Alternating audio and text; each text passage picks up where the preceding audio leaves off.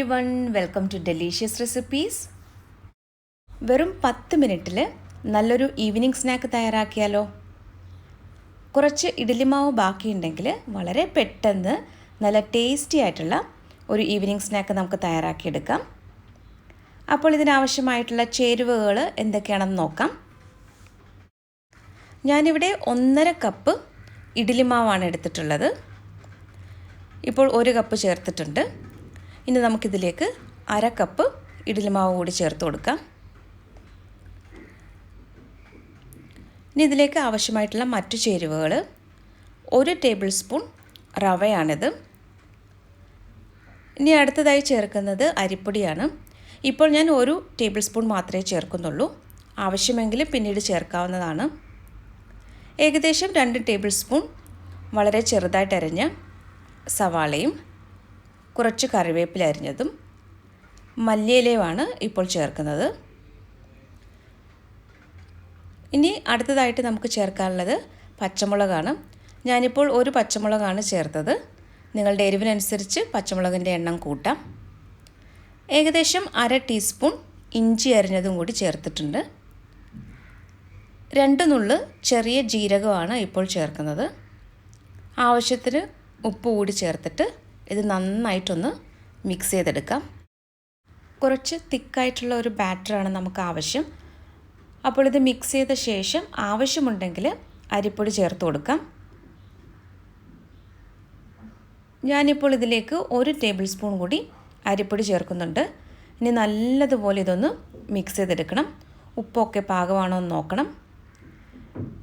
ഇതിപ്പോൾ നമ്മുടെ ബാറ്റർ ഇവിടെ റെഡി ആയിട്ടുണ്ട്. ഇനി ഇത് വറുത്തെടുക്കാനായിട്ട് ഞാനിവിടെ കുറച്ച് എണ്ണ ചൂടാക്കാൻ വെച്ചിട്ടുണ്ടായിരുന്നു. അപ്പോൾ എണ്ണ നന്നായിട്ടൊന്ന് ചൂടായി വരുമ്പോൾ ഇതുപോലെ സ്പൂൺ ഉപയോഗിച്ചിട്ടോ അല്ലെങ്കിൽ കൈ കൊണ്ടോ വളരെ കുറച്ച് വീതം ഈ ബാറ്റർ എണ്ണയിലേക്ക് ഇട്ട് കൊടുക്കാം. അടുത്ത ബാച്ചിൽ ഞാൻ കൈ കൊണ്ട് ഇടുന്നത് കാണിച്ചു തരാം. അപ്പോൾ കൈ കൊണ്ടിടാനായിട്ട് ബുദ്ധിമുട്ടുള്ളവർക്ക് ഇതുപോലെ സ്പൂൺ കൊണ്ട് ഒഴിച്ചു കൊടുത്താലും മതിയാകും. ഇനി ഇതൊരു മീഡിയം ഫ്ലെയിമിൽ വെച്ചിട്ട് വേണം വറുത്തെടുക്കാനായിട്ട്. തീ ഒരുപാടങ്ങ് കൂട്ടി വയ്ക്കരുത്. രാവിലെ ഇഡ്ഡലി തയ്യാറാക്കിയ ശേഷം ബാക്കി മാവുണ്ടെങ്കിൽ ഇതുപോലെ നമുക്ക് വൈകിട്ട് നല്ലൊരു ഈവനിങ് സ്നാക്ക് തയ്യാറാക്കിയെടുക്കാം. അപ്പോൾ ഇതിൻ്റെ പേര് പുനുഗുളു എന്നാണ്.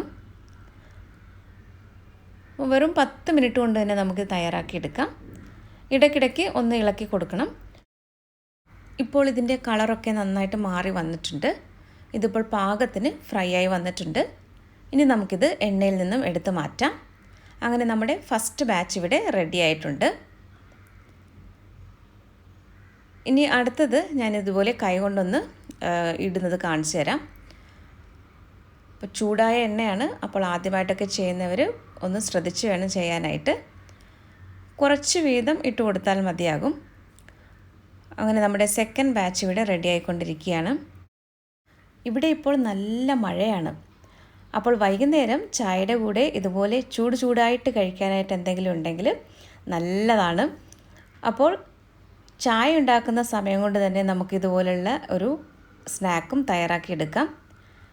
അപ്പോൾ എല്ലാവരും ഇതൊന്ന് തയ്യാറാക്കി നോക്കണം. നല്ല ചൂട് ചായയും പുനുഗുളുവും പിന്നെ നല്ല മഴയും. അപ്പോൾ ഇന്നത്തെ നമ്മുടെ ഈ റെസിപ്പി എല്ലാവർക്കും ഇഷ്ടമായെന്ന് കരുതുന്നു. അപ്പോൾ റെസിപ്പി ഇഷ്ടമായാൽ നമ്മുടെ ചാനൽ കൂടി ഒന്ന് സബ്സ്ക്രൈബ് ചെയ്യാൻ മറക്കരുത്. അപ്പോൾ മറ്റൊരു നല്ല റെസിപ്പിയുമായിട്ട് വീണ്ടും വരാം. താങ്ക്